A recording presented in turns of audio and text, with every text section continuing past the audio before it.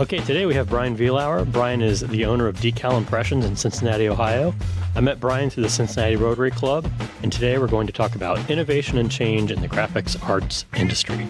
If you're ready to learn how technology is driving business innovation in Cincinnati and beyond, you're tuned in to the right podcast.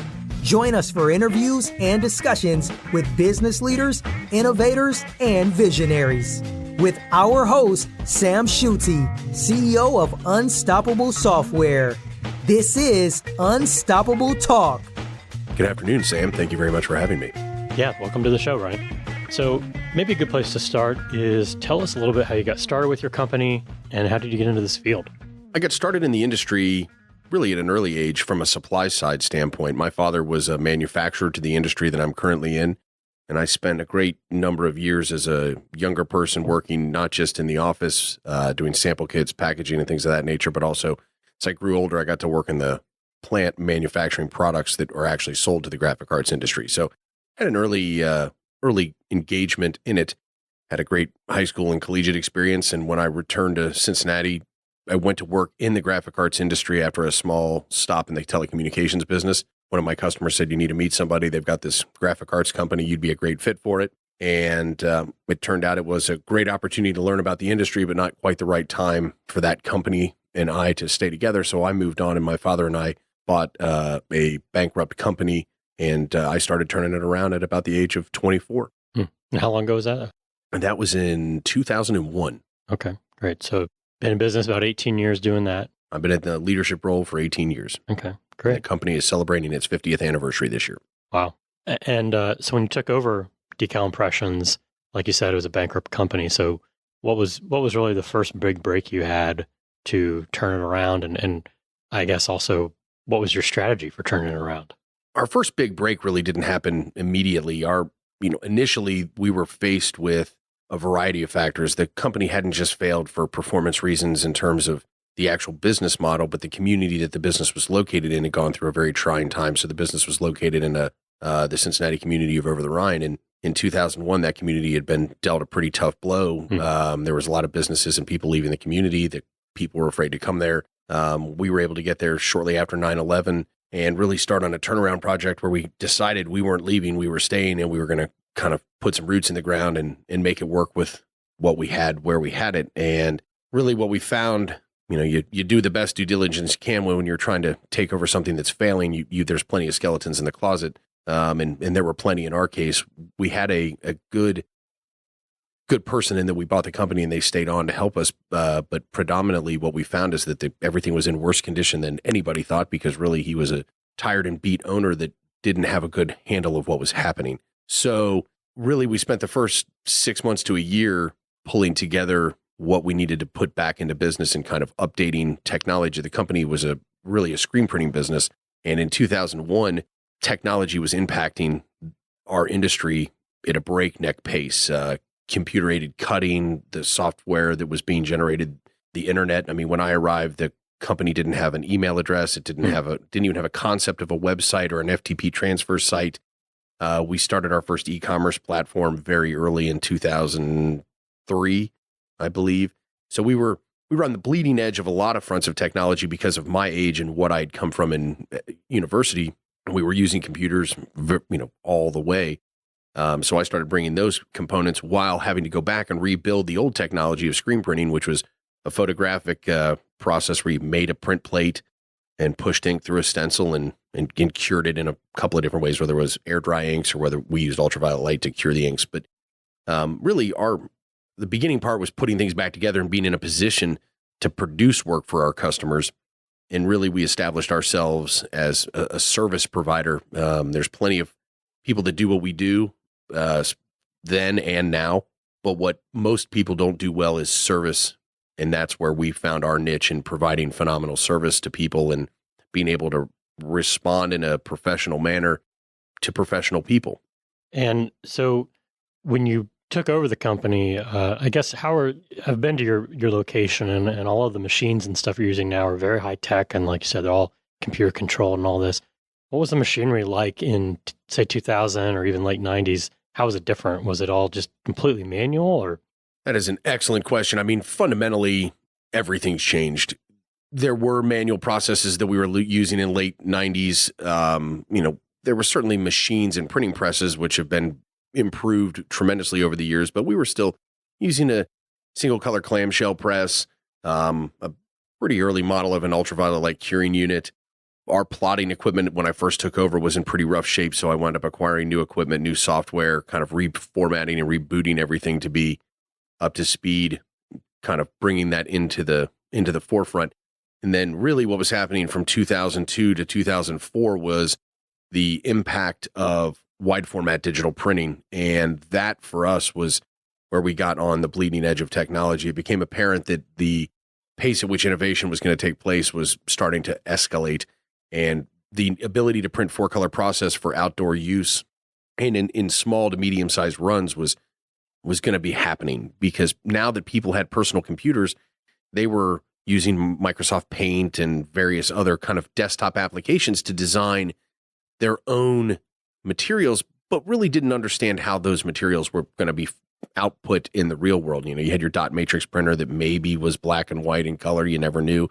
Laser printers, but you started to have people felt empowered to make their own product or their own design product. And then they would send it to us and say, here, we want this to be 4 foot by 3 foot. And in 2001, that was virtually impossible. You had to be a huge business to get 4-color process printing that was going to last 6 months outdoors. And they were still working very much on a technological standpoint of the ink technology, the printhead technology, even the software technology to be able to shoot dots onto larger materials at bigger size at a higher pace. So computing power, file size, these were all things that were literally happening in real time. I mean, the beta test was, hey, can we sell it to that guy and see if he can use it?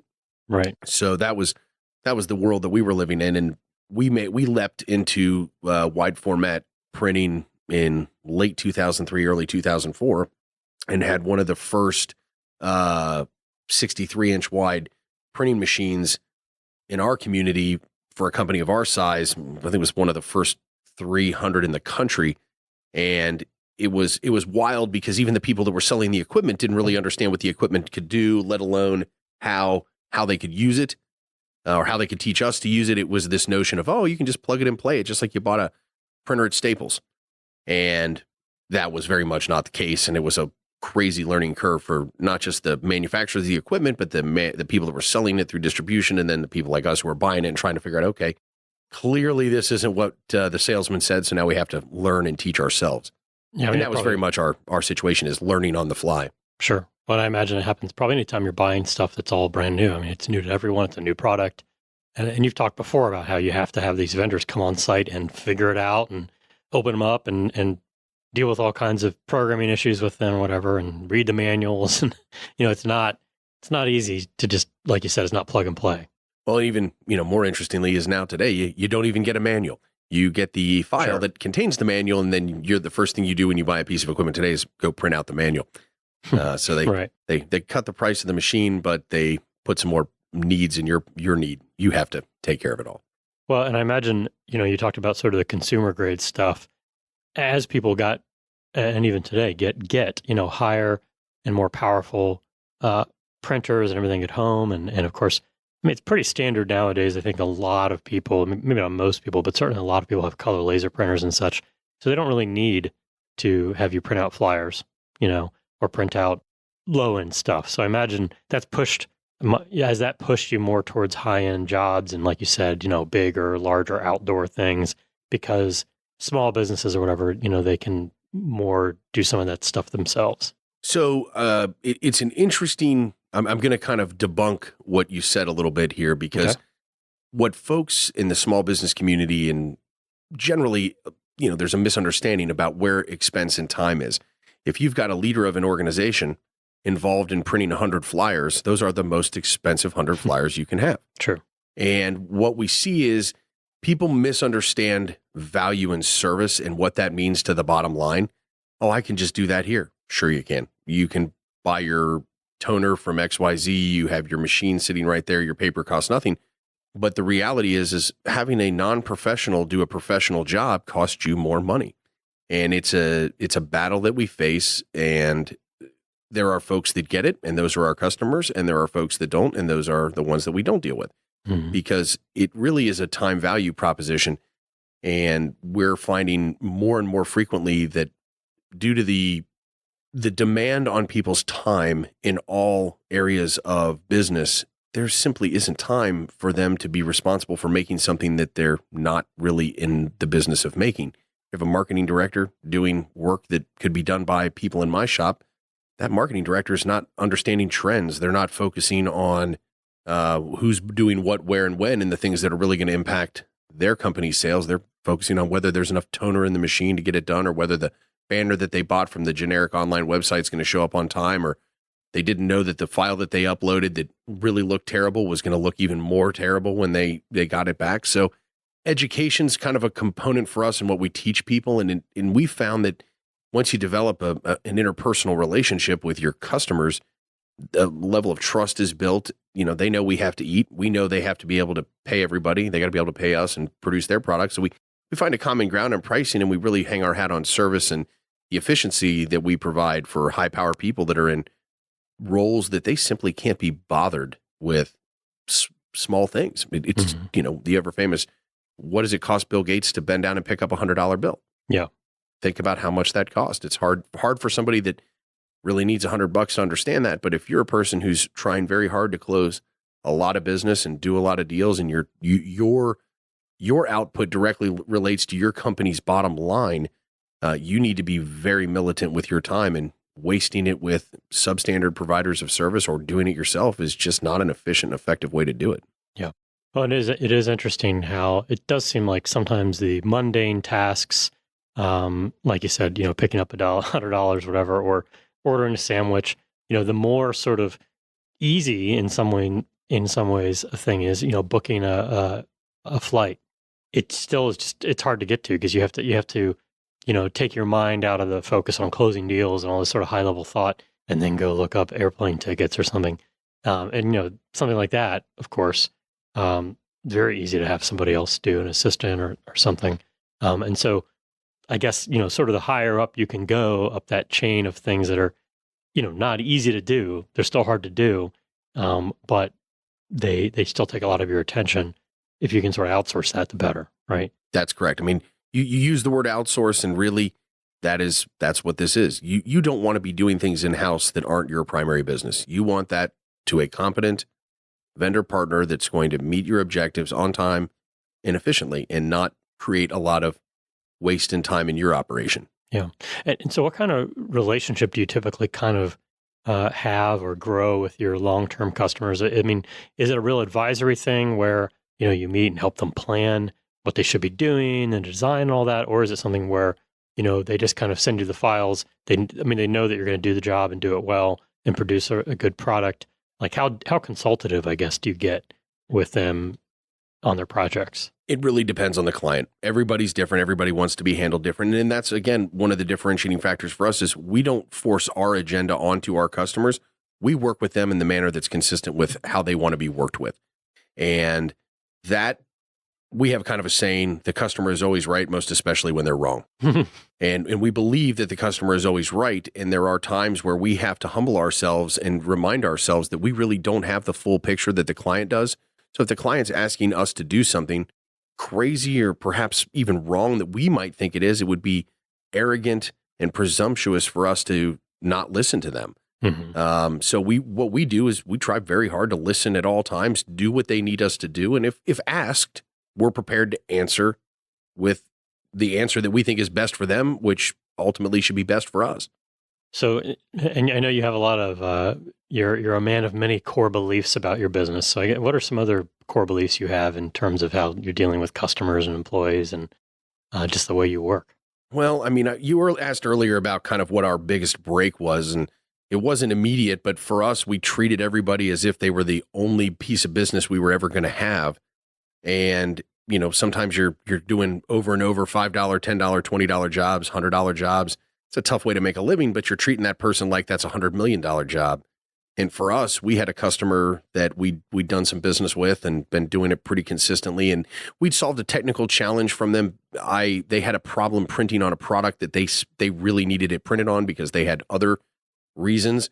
And I knew exactly what it was. I knew exactly why everybody else was failing. And I was very fortunate because of my background working with my father when I was young. I understood what the problem was at a chemical level that most people really didn't, or didn't have the effort to put in to solve the issue, because it didn't seem like a very big piece of business if they did solve the challenge.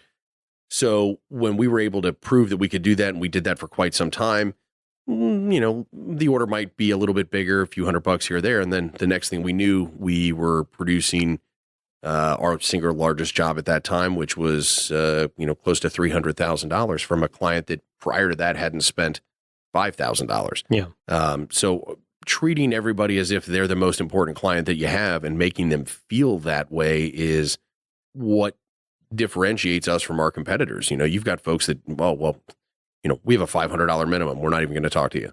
Yeah. Well, I can understand that. I can understand certain business models that might not fit, but we haven't found that that's exactly where we need to be. We need to be really focused on the customer and their needs. And what we try very hard to do is never say no. We may not say yes, but we try militantly to stay away from the concept that we're going to tell somebody no, because no is a very final and very aggressive thing for someone to hear, where as opposed to no, we might say, would you be open to this outcome at this timetable to meet this? You know what, if that's what you can do, and then that happens. So by not making statements that create impassable boundaries, it keeps us engaged in the process with the customer and keeps them focused on us and getting the job done. And that's really been going through, for years, at this point, almost 2 decades, saying yes, being there when they need you, and making them feel important. And I've had a number of customers. We have a unique situation in that we deal with people all across the country. We deal with businesses that have locations all across the U.S. And that enables us to have a lot of, we have people that we've never seen before. We've talked to them for years and never laid eyes on them. And they'll say, golly, we must be one of your biggest accounts. It's just, how big of an account are we for you? And, typically my business model is to never have any one account be more than 10% of our business.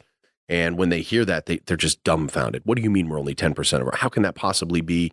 The way you treat us, you'd think we were the only one buttering your bread. Perfect. I'm doing my job perfectly. And that's important.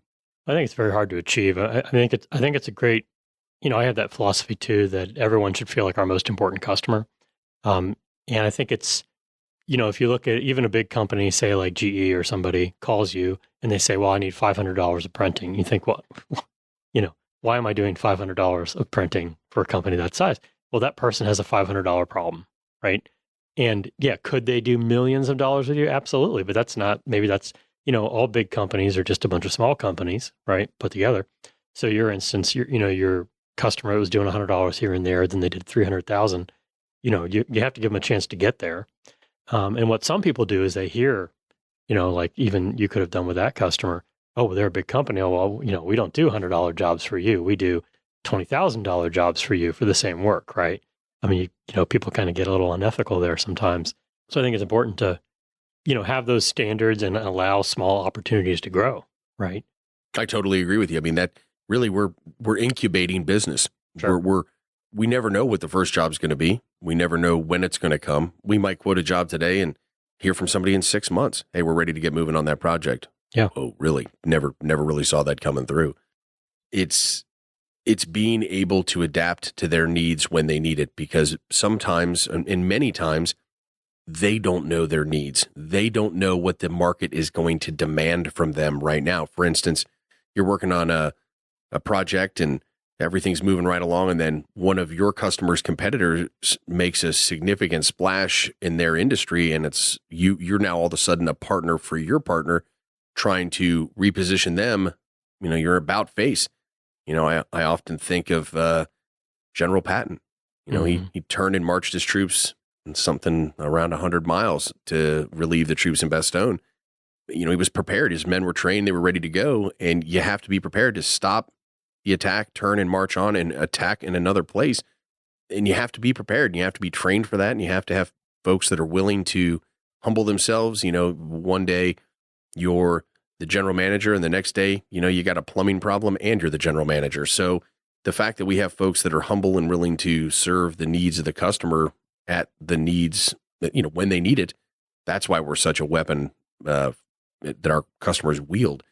They know that if they call and say, hey, we're in a pinch here, we know they're not, we know right now it's time to get on the stick, send the reinforcements, get somebody up to the line. And that, that has its pros and cons. I mean, it definitely can create a stressful environment. I have many customers that are very much waiting for me to complete a time machine. The impact of speed and the need to produce immediately has changed dramatically in 20 years. Yeah. It was nothing on January 1st to receive a stack of blanket purchase orders for a year's worth of work. That concept doesn't even exist. I mean, that has been eliminated from the supply chain model. Right now it's on demand, print on demand, install on demand, source on demand. On demand is the demand. And if you can't be prepared for that and ready to solve your client's on-demand need, you're pretty well useless. Interesting. Everybody can do anything in 3 weeks. It's being able to do it in 3 hours. Yeah. And, sometimes you've got a big company and you've got 2 people involved in the process and they have a breakdown in their organization and they both order something. 2 ways you can deal with that. You can produce both and say, well, we both ordered it. Or you can say, hey, I just want to be clear. You both didn't forget to copy each other on this intentionally and that you both really want to order almost the same thing, but just slightly different. Oh my gosh, thank you so much. We would have ordered that twice and thrown it away. Yeah. I mean, we had a scenario today. I literally could not believe the email I was reading. We produced a product that client had ordered. We'd proofed, shown them exactly how it was going to be made. They ordered it. They received it. They, in their mind, decided that it was not the correct product, threw it away, and then realized, contacted us and said, you made it wrong. And we went through this supply chain and went through what they were ordering and how they were using it and went, oh my gosh, I just threw away a perfectly good product that you made for me. I need it again. How does that happen? I mean, you've got folks in every level of every business that are overworked, and that creates mistakes at every level. And one of the things that I've gotten our folks to really understand and our team members to be accountable to is that, sometimes our customers are going to make mistakes, honest mistakes, just like we make honest mistakes. You know what we do?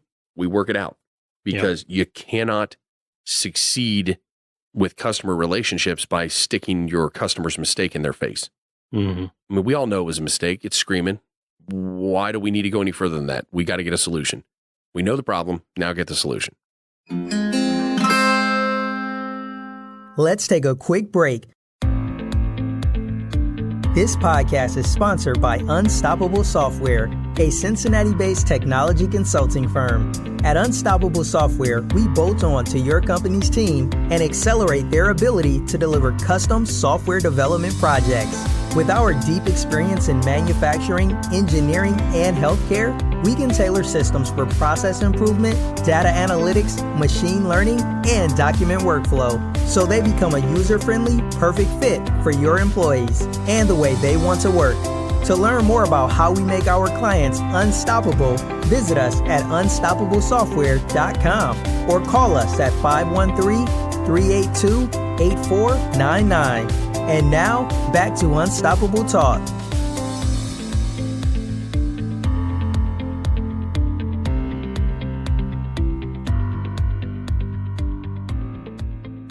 If you give people room to make mistakes, give customers room to make mistakes, in turn, they'll be more understanding if you make mistakes too. I mean, typically they're not going to be as hard on you because, hey, you'll make mistakes too. And when we make mistakes, we're in printing, right? So the first thing everybody does is evaluate the product as soon as nobody looks at the proof. Nobody takes the opportunity to stop the mistake before it happens. But boy, let me tell you, the pallet full of product shows up and the first thing somebody does is pull it out and start looking for a problem. I mean, that's their entire purpose. And no question, I've had to pick up the phone. I've had to call presidents of companies and said, hey, there is nowhere to run. I am the leader of this organization. We did not meet the objective that you hired us to, and here's how we're going to fix it. And I'm trying to get to you before you get 300 people telling you that there's a problem. I want you to know from me so that when they call and say, gosh, what kind of goofballs do you have doing this work? They go, oh, you mean the goofball that called me, said, hey, we made a mistake, we're sorry, and they're already working to fix it? I mean, that pretty much is a mic drop. The show ends when you own it. Yeah. And it doesn't make it easy. It's hard. It's painful. I mean, our team members take great pride in their work. And that is just heartbreaking when things happen. And we have a slogan that's throughout the building that we want 100% of our customers to return not our products. And you kind of say it and you think, well, what does that mean? Well, it means that we've really let somebody down if they're calling us to tell us what we made them is not usable or not quality or not effective. And there's just no worse. But when they call and say, golly, we got we don't even understand how you did it. I mean, I hear that so often. Brian, I don't understand. I don't understand how we called you at this time. You proved it, produced it. It's delivered where we need it. How do we say thank you? Well, you did. Thank you. You said thank you. That's worth its weight in gold to us. Well, and I think also it's like you said, actually picking up the phone and calling someone, right? And kind of getting around the issue instead of saying, well, I hope they don't notice, or I'll wait till they email or whatever, and I'll write an email back. No, pick up the phone. Yes, right? Have a conversation human to human and say, look, this is the score. And I think that's what's missing, but coming back a little bit in our world. It's just, personal accountability is important, and we're accountable to our customers. And the more accountable we are to them, the more accountable they are to us. It's a special thing. Well, it's like one of my sort of advisors I've worked with in the past, he always says, anytime a customer interacts with you, email, text, whatever, is an opportunity to call them, right? They initiated a conversation, but a phone conversation, and it's true. I mean, you get so much more out of it than if you just say, I'm going to be lazy and just respond with a text. Now, sometimes I'll say, stop calling me. I'm texting you because I want to text. I don't have time to talk on the phone to you. But hey, if you can, invariably, I find that's when, again, it's more relationship building, more opportunities and everything else to take advantage of that. And for that, like you said, that human interaction. I think what I find is when I have really made headway with an account is where we do all the business in the most efficient manner. So if it's email or texting, and then we save the phone calls to catch up on each other's personal lives, to schedule a dinner or maybe some cocktails or some social activities, because we're very much in our society ingrained in our business. I mean, it's very, very, very strange when you don't get an email at, a certain time of the day or night. Your phone is buzzing at 6:30 in the morning and it doesn't stop buzzing till 9:30 at night. And you have to draw the line in the sand sometimes. When am I going to get some time for me and still be accountable to my customer? But today we try to make it so that we do the business under everybody's terms that everybody's most happy with. Well, it is true. I think too, it kind of depends on the type of message, how you're going to communicate with a person, right? I mean, if they just say, what was the price for that again? It's kind of a waste of everybody's time to call them and tell them that. But you can just, but if it's a problem, they're emailing about a problem, that's when you should call them, right? Absolutely. I mean, dispute resolution via email and text messaging, it's a very bad idea. It is absolutely a tragedy. And it's amazing a medium that can contain no emotion that isn't personally implied. Well, I know that you were mad at me. How did you know that? I needed information. I just need information, and I need it concisely and clearly. So I find that I encourage folks, please, let's get on the phone. Let's figure this out. Let's get this resolved and get this moving. Yeah. Now, you mentioned earlier that you're working with folks all over the country. So, I mean, what geographical markets are you working in? Are there any like kind of real hot spots? I mean, obviously locally here in Cincinnati. Is there a particular type of target customer you work with? I mean, I know you work locally with like restaurants and their menus and such. And how are those folks finding you? So a couple part question. Well, that's I have one question broken into 27 individual parts. Right. Thank you, Rodney. Rest in peace. We find our customers referral business for the first 15, 16 years that I was at the helm of the company, we simply grew through referral growth. A couple of years ago, I hired a marketing director who's just phenomenal. He's completely changed our presence, not just locally, but nationally, with targeted marketing, looking in the right places, making sure we're in front of the right things. And I frankly don't totally understand it. I hired a professional to do the job, and the proof is in the bottom line. But what we found is that the services that we provide and how we provide them are required all over the country. And once someone typically finds us and does their first job, they're only looking for ways to give us more jobs. So we work with companies that have sites all over the country. So they might be based in Cincinnati. They might be based in New York. They might be based in LA. You never know where they're based, but they have different tentacles all across the country. So we're servicing all their branches through essentially e-commerce portals that we have on our website, which we started doing that very, very early. I mean, when I look back at our first e-commerce website and how rudimentary it was, but functional, and the people at the time were blown away. Wait, I mean, you mean I can go on here and tell you what I want and I don't even have to talk to you? I mean, it was spectacular. And it was really nice for the small businesses we were dealing with, small franchise, home-based franchise businesses where the owner was doing everything. So the owner being able to just log on at 7:00 at night and place the order was so efficient for them. They didn't have to take their 8:30 to 5 time to deal with a vendor. They could do it after hours, which made them more efficient to generate revenue during the workday. And then they could do their administrative items after hours. So it was just a huge, huge breakthrough for us. And then, varying levels of complexity to that model. But essentially, we have folks that are set up to log in, order, and they can get whatever is available through their corporation or through their marketing director. We ship it out and they can customize it. And so, Hotspot, I mean, we're kind of a blanket organization. I mean, we really just are shipping where people are and need it. I see. And how do you, isn't there a pretty big sort of affinity for local providers? Like say a company in New York. I mean, why wouldn't they work? There's printers and graphic producers and such in New York. Why wouldn't, how hard is it to compete against those local providers that they can just go drive over and pick something up as opposed to shipping it from Cincinnati? I mean, is that Well, the nice thing about Cincinnati is, and New York, Boston, all the way up to Maine. I mean, when you look at these things, the reality is Cincinnati, Ohio is in the heart of it all. So we can I've ship. heard that somewhere. Yeah, is that already in use? I'm going to have to look into that. But we really can get anywhere in the United States faster than somebody on the East Coast. So there's a logistical benefit to being where we are and being able to be prompt. So, yes, you're 100% correct, but we can get to more places faster than somebody on the far East Coast. And, we have challenges. California is pretty far out there. It's 4 days. That does create challenges. And we've worked to address those challenges through better shipping, better turn time for actual production, so we can still get things out there pretty quick. And then you've got different areas where, the cost of production are different, and you've got different things that we can bring from a sourcing standpoint. Sometimes we're closer to the raw material, so we can turn and pivot faster. It really is all about logistics in that respect. I think that's, when we don't really target customers per se, but what we're looking for are like-minded organizations. I have a real hard time dealing with companies that just want to talk about, well, I can get that for less. Good. Then we should stop immediately. You can get anything for less. I can get water for less. I can get anything I need for less than I currently pay. But it only takes one mistake from that low-cost provider to eat up any savings.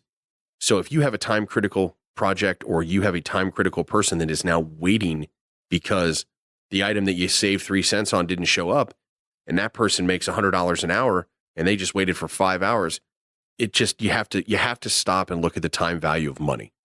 And you have to understand that there is value in trusting your vendor to complete it on time, on budget, and have it in the right place. There's plenty of problems.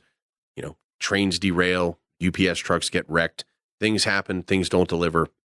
Nothing's perfect in the world, but the idea that you would make a change on a few pennies here, a few pennies there, on the notion that that's actually saving your organization money is probably very short-sighted.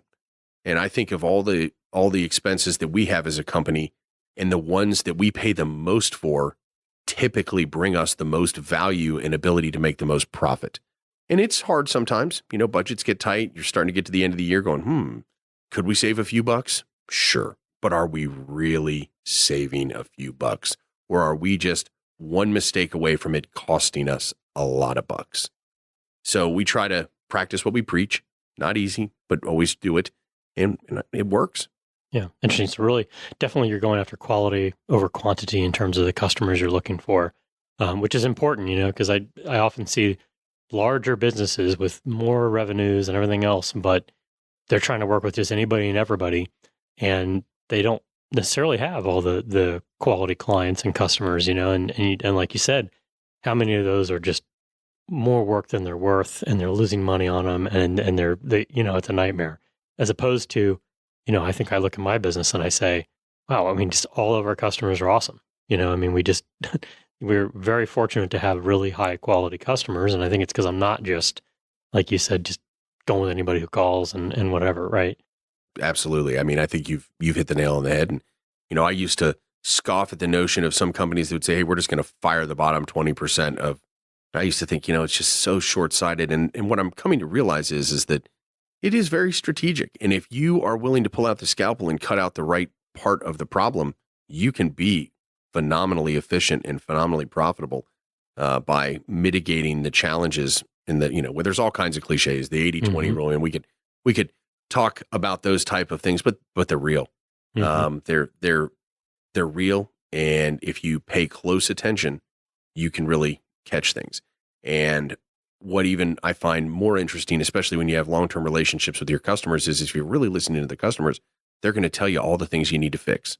And there was a small period of time in my career where we were really, really growing, and it was the growing pains were strong. I mean, it was tough on everybody. And, we had some customers complaining, and I kept thinking, why are you complaining? I don't really understand the problem. Everybody's telling us how great we're doing. We've got, all these metrics would suggest that what you're saying is incorrect. And I was watching a Gordon Ramsay, kitchen rescue situation, which, I really do enjoy those type of programs sometimes. I love that show too. I do. And it was fascinating because what I saw over and over and over again was this guy with all the credentials in the world, all the experience in the world, all the success in the world would go in, meet with these business owners. These businesses would prepare for him a meal. He would tell them this is garbage. And the first thing they did was argue with their customer about the quality of their product. And I would just laugh and laugh. How could you be sitting across from Gordon Ramsay telling him that the food that you're serving him is good, and he's telling you it's not, and have an argument about that? I mean, it's just not right. And what I realized is that I was very quickly sliding into the same situation where I was not heeding the concerns of my customers, for a variety of reasons that are mine and mine alone, too busy, not focused, they hurt you. And whoa, wait a second. My customer's telling me we're not doing a good job and I'm not listening. What? Wake up. That's what? So that was a huge turning point for me. And I really kind of redoubled my efforts into listening, making sure that we were listening to every criticism and complaint. And there are some that you'll never be able to fix. Well, this isn't fast enough. This isn't this. This isn't that. Well, all of those are valid points, but we do have to accept that what we have does work very well. And, you're going to have to live with that. Or, you know what? That's a very valid concern. Let's see how we can address it. And we try to take the latter very often. How can we address it? What can we do to make you happier? Yeah, and I think it's interesting because I am a fan of the kitchen disaster shows and all those series as well, and because I think it also illustrates, like, no matter what anyone tells you, it's always a people problem. It's not a food problem. It's not an equipment problem. That's not the reason that these folks he meets with are having problems.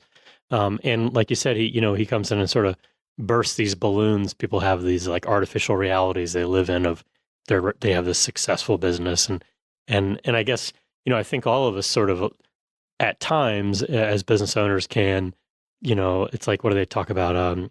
Steve Jobs always had this cloud of illusion, or I can't remember the term, but basically he lived in this alternate universe about what was actually happening. We can all get like that, and so it's. I always identify sometimes with the people he goes on and sort of screams at. It's like, oh man, what am I? Maybe I'm doing that. The same things.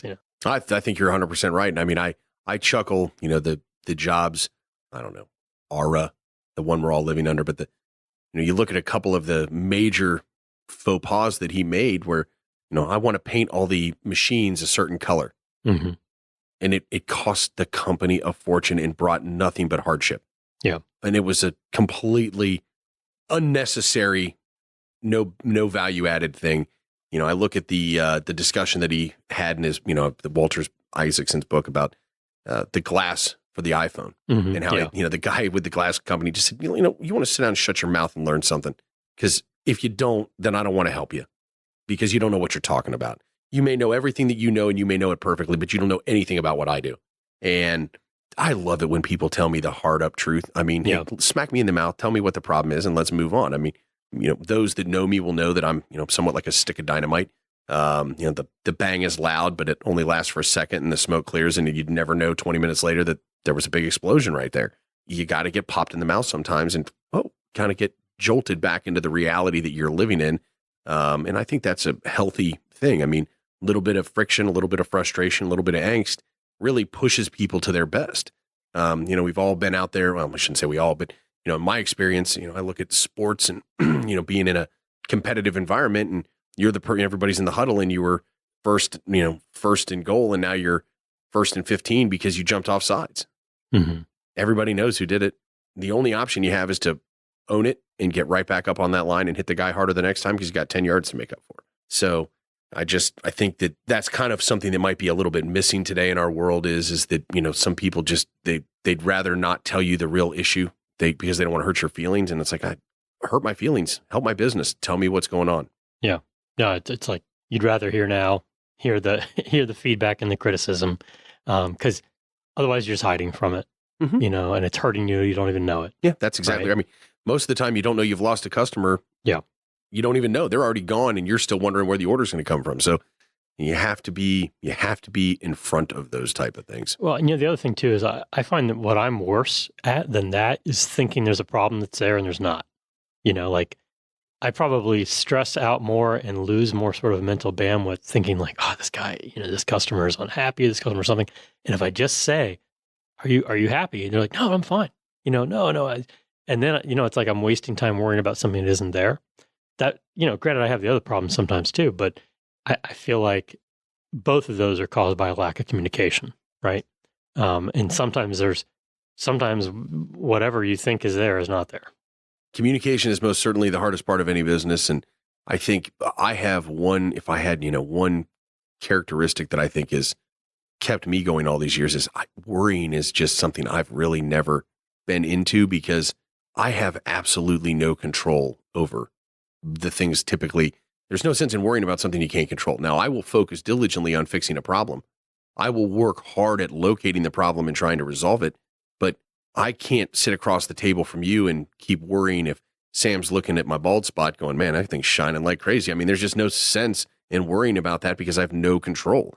So, it wasn't before, but... Well, now that I've brought it up, I'm sure it's like I'm sure. I'm unable to stop looking. Yeah, exactly. But you call attention, and that's what a lot of people do. They call attention to the concern instead of saying, let's address it. So I'm glad I don't worry. I have always been a good sleeper. It's powerful. The day is over, the head hits the pillow, asleep, and wake up. And I've never had too many issues with that.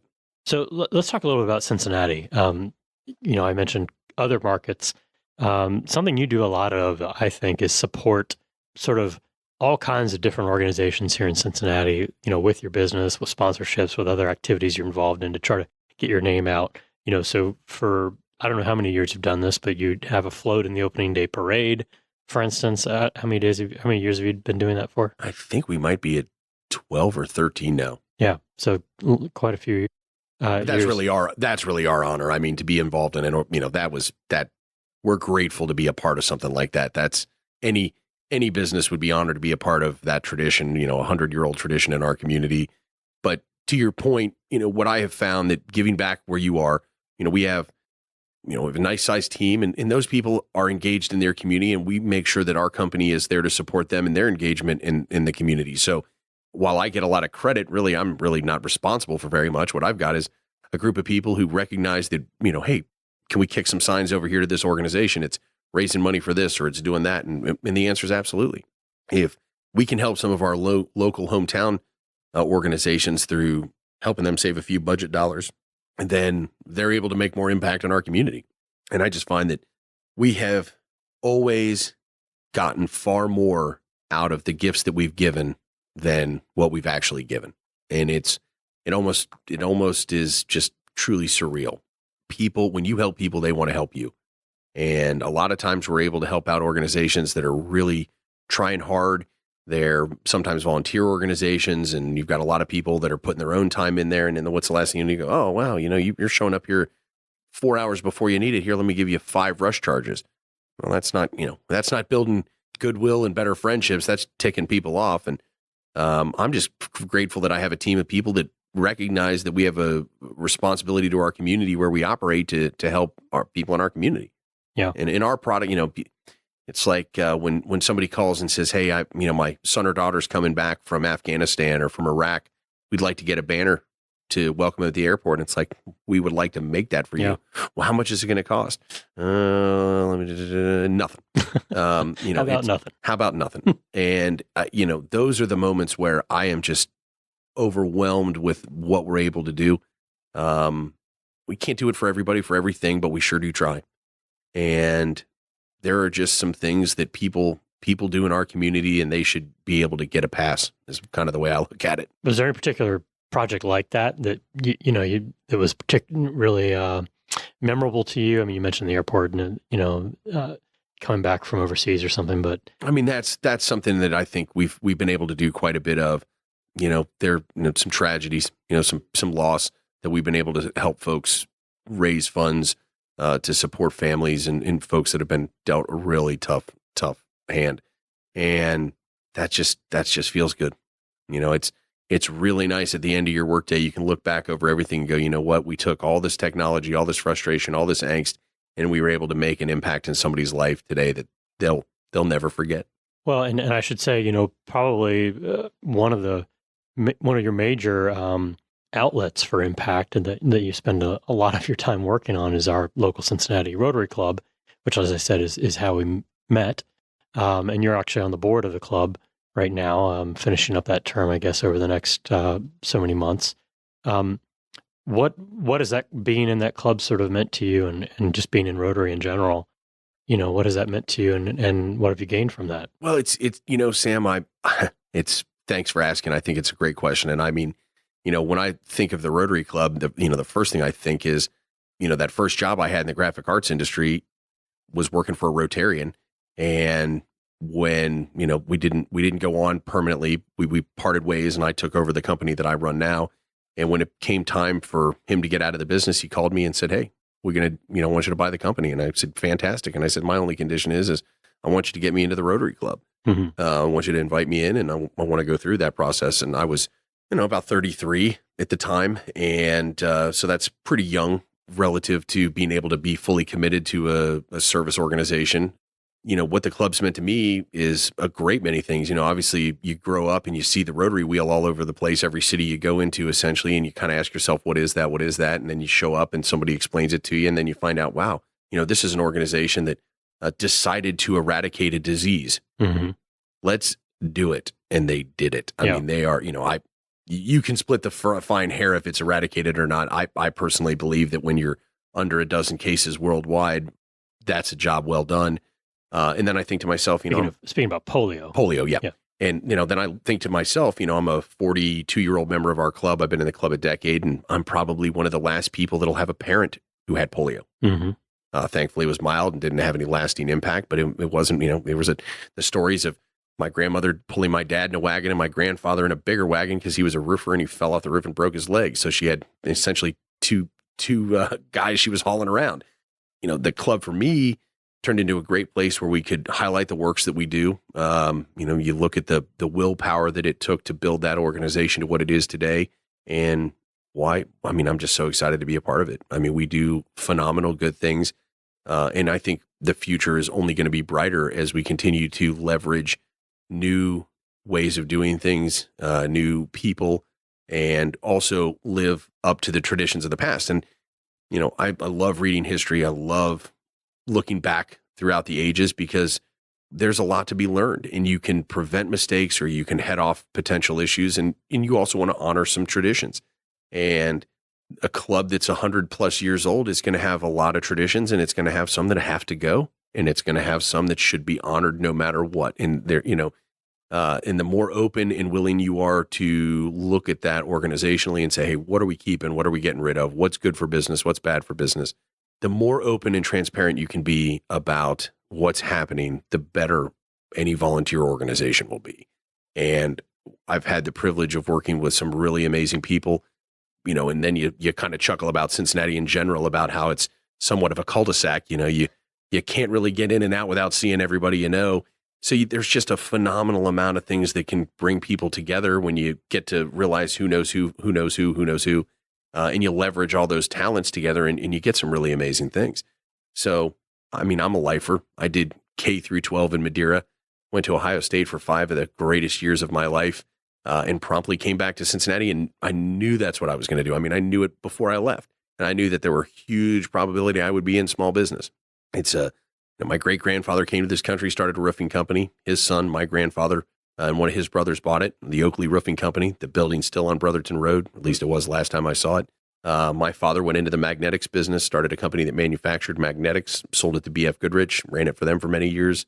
And here I am, self-employed, running a family business. And it's the way it is. It's just the way it is. Yeah, it's interesting. I always think of, my great-grandfather, my grandfather and my parents. I mean, they weren't into small business and stuff. But my great-grandfather was a little bit of an entrepreneur, owned a hardware store at one point, I think. And there's this great story where he licensed the ability to sell this device that was basically an automatic hopper that would feed coal into your basement, coal-fired, your furnace, right? And then he was able to he was going to sell this in Kentucky or whatever his territory was, right? And so he started this business and all this, and they moved, I think, to Louisville or wherever. And they just about starved that winter, my grandfather would say, because right at that time is when natural gas started being popular for furnaces. And he had spent a lot of money on this technology that was instantly obsolete, and I'm just like, wow, what a lesson. I mean, think about that. I mean, well, Yeah. I think very much about the printing business. Mm-hmm. I mean, anybody know how many inches thick the phone book was in the year 2000? Think about how many inches thick the Yellow Pages was in 2000. And then think about, do they even publish it today? Sure they do. Probably about a tenth of the size. Yeah. And more than half of them get thrown away. Or Probably. And then you think about the fact that there were huge printing presses in this country that ran millions and millions and millions of feet of paper to make catalogs and phone books.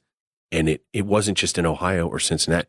That's one book in one modest sized community. Mm-hmm. And now they're all gone.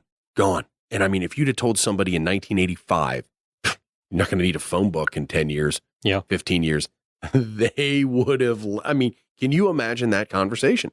Yeah. And that, I think, is, I liken it to our business and the sign business. In 2001, when somebody called up and said, hey, I want a banner, we said, great. It's going to be white background. It's going to have red letters. It's going to say this, this, and this, and this font.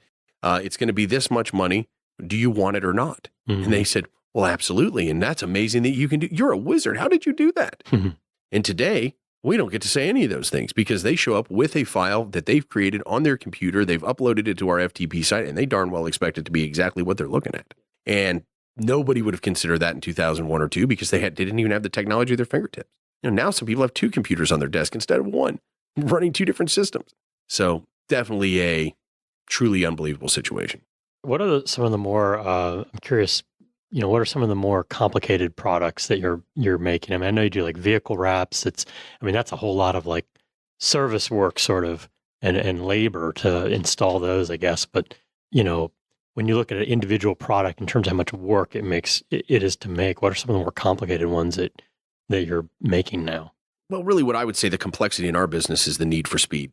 I mean, the idea that you don't have the job at 8 a.m. and it's delivered by 4 p.m. that day, and you didn't have any idea that was going to happen.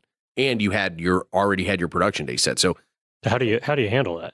Well, in our case, we've invested heavily in technology. So we have some of the finest printing equipment that can be had. And we have absolutely the best human resources. I mean, hands down, the best human resources. And that's what makes Decal Impressions better than anyone else, in my opinion. Our human capital is second to none. We have a group of people that have been in this industry that are passionate about customers, passionate about service, passionate about meeting deadlines, and they care. And they talk, you've got a person who has a role as a graphic artist or as a press operator who equally could be on the phone with the CEO of a company that's $300 or $400 million. And then the next call I get is, hey, I just want to let you know that guy or gal, wow, I don't know where you found them, but I've been dealing with them for years. I mean, how do you get these people to stay? I keep them incentivized. I keep them at work. I keep them healthy. We pay for their health insurance. We have retirement savings. We have all type of different things to keep people in our business so that our customers have continuity. I mean, can you imagine being a high-powered marketing executive who's had to talk to the 7th different person in the deal chain over the course of 3 years? I mean, what kind of comfort can you have that there's never the same person answering the phone? Yeah, exactly. So, I mean, that no matter what technology brings to the table, human capital is what changes business. It's what makes businesses great, or it's what makes businesses not great. And I'm never going to change that opinion. You can automate everything. I mean, I could have a building full of robots. You still got to have human capital that's better than everybody else's. And that is just bottom line for me. Most definitely. Your location down there, I was going to just bring up that the building that you're in is kind of interesting because it used to be, I think it was a sausage factory or something. It was Edelman's and Hoffman Sausage Factory, and it's a neat part of the city. It's in the West End. We were in Over the Rhine from '85 until 2010, and we outgrew our space. Where was that at? That was on Stark Street. Kind of on the northern tip, up by some of the old breweries, Red Top and things of that nature. And, we moved over to the West End and absolutely love it. And I mean, our building's interesting. It's a really old building cobbled together, and we're really lucky to have it. And we have a kind of an entryway, since it was a, food production facility. It was hard to get in and out of. So we have some kind of long corridors to get into it because the USDA didn't want people just walking in and walking into the old sausage factory. And we have this hallway that we've updated with our marketing and showing our works, but the very top 4 inches of it was a listing of all the products that they had manufactured there before. And they were essentially stencils that were hand painted on the wall, and that was how it was done. That was the printer of the 1960s was a guy named Earl, and he had a paintbrush and he went out and did the job. And, there were artists involved in this. That's why I call it graphic arts. And now, we used to have people cutting Rubylith, and nobody even knows what that is, let alone why you would cut it.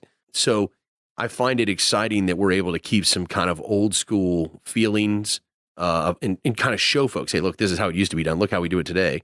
Totally different, but yet somewhat the same. Still got the same outcome. You got letters on a wall. See what you do. Old school values, new technologies. And I think that's really... I think that's kind of where our society is bumping up against things. We still need old school values. We need people to recognize that when they say that small business is the engine of America, that the fuel of that small business is our fellow citizens. And they're in there working every day in small business under, tough circumstances. It's not easy being in business at all. It's full contact. And the people that go in every day and work for a company that has, between 1 and 50 employees has a totally different battle than, showing up at some other organizations around town where hundreds and hundreds of people where, if you forget your key card, you can't get in. And if somebody were to let you in without your key card, then you got 2 people in trouble. And every time you turn around, there's a new log book with a new entry that says, "Oop, so-and-so didn't do so-and-so." Oh, great. Wonderful. Now what? Put people in charge, make people accountable, let them thrive in their environment, and empower them to make a difference in the customer's experience. And if they can't deliver, then you find somebody else. Absolutely. Well, Brian, it's been such a pleasure having you on the show and talking to you about your business and your beliefs and what really matters and the changes you're facing out there and kind of the experiences you've gained over all these years running and working in this industry.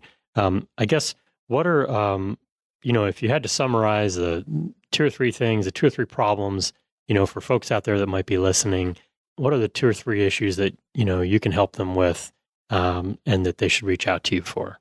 Wow. What a closer. Thank you. Let me really, really think about it now. I don't know. I mean, I think if you're experiencing a situation where your supplier or your vendor partner doesn't appreciate your time and your people's time and the importance of taking accountability, Decal Impressions can help you with that. If you're in a situation where you have a need and it's an immediate need, it's a really good chance Decal Impressions can help you. Those are I think the things, those are our strengths. I mean, our our ability to help our customers do things efficiently, effectively, and bring value to their bottom line is where we excel. Awesome. Very well said. Okay, and Brian, what's your website and your phone number? You can find us at www.decalimpressions.com, and our 800 number is 800-747-0936. Well, thanks again. Sam, Appreciate it's been spectacular being with you today. I really appreciate the invitation. I think what you're doing, helping small businesses and, letting folks get on the airwaves here and kind of communicate. We're creating a whole different educational segment out there folks can learn. And I think this is spectacular. I really appreciate you having me on and giving me the opportunity to talk about our company. Yeah, my pleasure. Thank you. Thank you for tuning in to Unstoppable Talk. We hope you enjoyed today's podcast. If you did, be sure to support the show by leaving a 5-star review on iTunes. And learn more about this show by heading over to unstoppablesoftware.com. Until next time, keep innovating.